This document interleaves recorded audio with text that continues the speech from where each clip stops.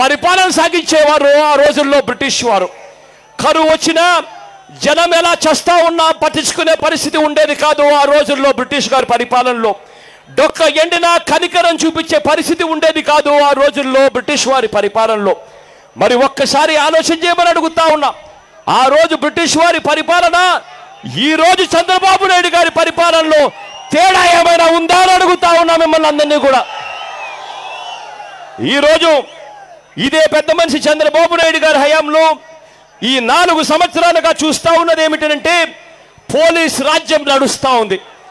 పల్నాడు నుంచి మొదలు పెడితే ప్రకాశం జిల్లా నుంచి మొదలు పెడితే కర్నూలు నుంచి మొదలు పెడితే ఈస్ట్ గోదావరి, వెస్ట్ గోదావరి, విశాఖపట్నం, ఇలా ఏ జిల్లా కూడా ఎక్కడ తీసుకున్నా కూడా ఇసుకను వదిలిపెట్టడం లేదు, మట్టిని వదిలిపెట్టడం లేదు, లాట్రైట్ను వదిలిపెట్టడం లేదు, సున్నపు రాయిని వదిలిపెట్టడం లేదు, ఏ సహజ వనరులను కూడా వదిలిపెట్టకుండా దోచేస్తా ఉన్న పరిస్థితిని ఇవాళ మన రాష్ట్రంలో కూడా చూస్తా ఉన్నాము. ఇక్కడ కూడా ఈ అక్రమ మైనింగ్ కు డాన్ ఎవరు అంటే సాక్షాత్తు ముఖ్యమంత్రి డాన్ అయ్యే పరిస్థితిలోకి ఇవాళ రాష్ట్రం వెళ్ళిపోయింది.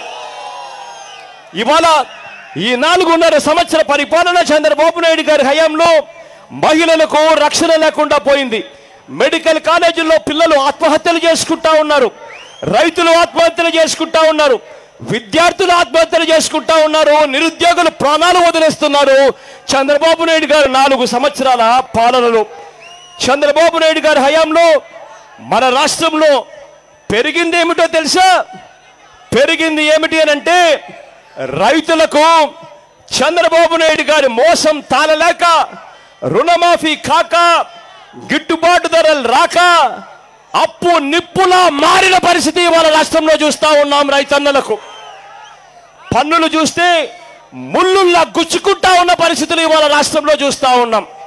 ఇవాళ రాష్ట్రంలో పరిస్థితి చూస్తే ఆర్టీసీ ఛార్జీలు బాదుడే బాదుడు, కరెంటు ఛార్జీలు బాదుడే బాదుడు, ఇంటి పన్నులు బాదుడే బాదుడు, స్కూల్ ఫీజులు బాదుడే బాదుడు, కాలేజీ ఫీజులు బాదుడే బాదుడు.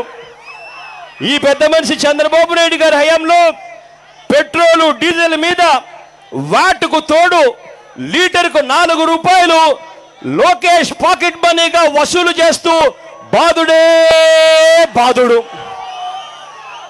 ఈ పెద్ద మనిషి చంద్రబాబు నాయుడు గారి హయాంలో పెరిగింది ఏమిటి అని అంటే అక్షరాల ప్రజల మీద బాదుడే బాదుడుగా బాదుతా ఉన్నాం. బోత మాత్రం బాగా పెరుగుతా కనిపిస్తా ఉంది.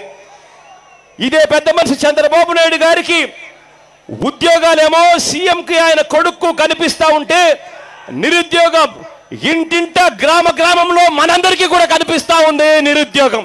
కానీ ఈ పెద్ద మనిషి చంద్రబాబు నాయుడు గారు అంటారు విశాఖపట్నంలో ఇక్కడే సమిట్లు పెడతాడు. సమిట్లు పెట్టి ఏమంటాడు? 20 లక్షల కోట్ల పెట్టుబడులు వచ్చాయట, 40 లక్షల ఉద్యోగాలు వచ్చాయట. ఎక్కడన్నా కనిపించాయా అని అడుగుతా ఉన్నా మిమ్మల్ని అందరినీ కూడా నేను. ఈ పెద్ద మనిషి చంద్రబాబు నాయుడు గారి పాలనలో చట్టసభల్లోకి వెళ్తే చట్టసభల వైపు ఒక్కసారి చూస్తే ఆ చట్టసభల్లో వేరే పార్టీ ఎమ్మెల్యేలను సంతలో పశువులు కొన్నట్టుగా కొనుగోలు చేస్తా ఉన్నారు. ఒక్కొక్కరికి 20 కోట్లు 30 కోట్ల రూపాయలు ఇచ్చి. అంతటితో సరిపోవడం లేదు, అందులో 4 మంత్రులను సిగ్గు లేకుండా వేరే పార్టీ ఎమ్మెల్యేలను అందులో 4 మంత్రులుగా కూడా తీసుకునే పరిస్థితి ఇవాళ ఈ రోజు ఈ హయాంలో చూస్తా ఉన్నాం. ఇదే చంద్రబాబు నాయుడు గారి హయాంలో ఇవాళ మనం చూస్తా ఉన్నది ఏంటంటే కులాల మధ్య చిచ్చు పెడతా ఉన్నారు. ఒకే కులంలో మనుషుల మధ్య కూడా చిచ్చు పెడతా ఉన్నారు. అంతటితో కూడా ఆగిపోవడం లేదు చంద్రబాబు నాయుడు గారి పాలన. చివరికి దగ్గరుండి రాష్ట్రాన్ని 2 ముక్కలు చేశాడు. ఆ తర్వాత ప్రత్యేక హోదా అమలు కాకుండా ఆపటంలో కూడా చంద్రబాబు నాయుడు గారి దగ్గరుండి క్రియాశీలక పాత్ర పోషించాడు. ఇటువంటి అన్యాయమైన పాలన చూస్తే ఒక్కసారి ఆలోచన చేయమని అడుగుతా ఉన్నా. బ్రిటిష్ వాడి పాలనకు ఇవాళ 4.5 సంవత్సరాలుగా నడుస్తా ఉన్న ఈ చంద్రబాబు నాయుడు గారి పాలనకు తేడా ఏమైనా ఉందా అని అడుగుతా ఉన్నా మిమ్మల్ని అందరినీ కూడా నేను. ఇంతటి దారుణంగా ఇవాళ రాష్ట్రంలో పాలన జరుగుతూ ఉంటే, మరోవైపున ఇదే పెద్ద మనిషి చంద్రబాబు నాయుడు గారి రాష్ట్రంలో ఈయన దుబారా ఖర్చులు ఎలా ఉన్నాయో తెలుసా? దుబారా ఖర్చులు చంద్రబాబు నాయుడు గారి 4 సంవత్సరాల కాలంలో రాష్ట్రానికి సంబంధించిన డబ్బులతో ఈ పెద్ద మనిషి దుబారా ఎలా చేస్తా ఉన్నాడో తెలుసా? ఆ దుబారాలో నుంచి కూడా లంచాలు మెచ్చుకే ఏకైక వ్యక్తి ప్రపంచంలో ఎవడైనా ఉన్నాడు అని అంటే అది ఈ చంద్రబాబు నాయుడు గారు అని చెప్పి గట్టిగా చెబుతా. ఈ మనిషి చేస్తా ఉన్న దుబారా ఖర్చులు ఎలా ఉన్నాయో తెలుసా? ఈ మధ్యకాలంలోనే అమరావతి బాండ్లంట. ఈ మధ్యకాలంలోనే మనం పేపర్లు టీవీలలో చూసి ఉంటాం. అమరావతికి చంద్రబాబు నాయుడు గారు బాండ్లు ఇచ్చాడట. ఆ బాండ్లు ఓవర్ సబ్స్క్రైబ్ అయ్యాయట, 2,000 కోట్ల రూపాయలు వచ్చాయట అని చెప్పి ఈ పెద్ద మనిషి చంద్రబాబు నాయుడు గారు గట్టిగా చెప్పడం, దానికి చంద్రబాబు నాయుడు గారు ఎల్లో మీడియా అంటే చంద్రబాబు నాయుడు గారికి తానా తందానా అనే ఎల్లో మీడియా. ఆ ఎల్లో మీడియా ఏమో చంద్రబాబు నాయుడు గారు ఆహా చంద్రబాబు, ఓహో చంద్రబాబు, ఓహో ఇంద్రుడు, ఓహో చంద్రుడు అని పొగడ్డం. నిజంగా ఇదే చంద్రబాబు నాయుడు గారు ఇదే అక్షరాల 2,000 కోట్ల రూపాయలు బాండ్లు సేకరించినాడు. ఈ 2,000 కోట్ల రూపాయలు బాండ్ల మీద వడ్డీ ఎంతో తెలుసా? అక్షరాల 10.32% వడ్డీకి తీసుకొచ్చాడు ఈ 2,000 కోట్ల రూపాయలు డబ్బులు. ఇదే పక్క రాష్ట్రం హైదరాబాదులో ఈ మధ్యకాలంలోనే బాండ్లు జరిగాయి.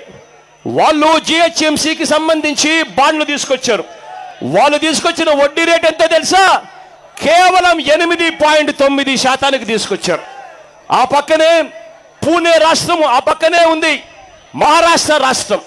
మహారాష్ట్ర రాష్ట్రంలో పూణే వాళ్ళు కూడా బాండ్లు ఇష్యూ చేశారు. పూణే బాండ్లు ఇష్యూ చేస్తే లేదంటే ఓ కామెంట్ చేయండి. ఎప్పటికప్పుడు మా వీడియోస్ చూడాలంటే సబ్స్క్రైబ్ చేసుకోండి.